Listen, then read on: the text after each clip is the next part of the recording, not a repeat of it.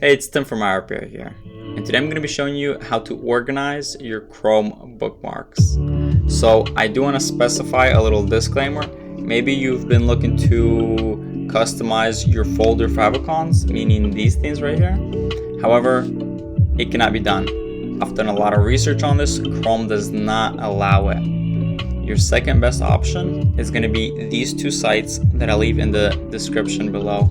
The first one is a little simpler. It's what we use here in the shop. You drag this and you see, that's pretty much it. I like it visually. I think it's simple, it's sleek. Let me show you the other one now.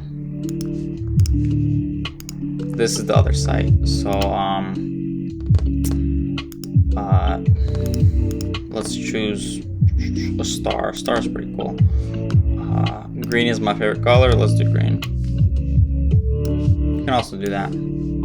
Anyhow, I'm gonna leave the two links in the description. I hope this has been helpful, and thank you so much for watching. I'll see you next time. Peace.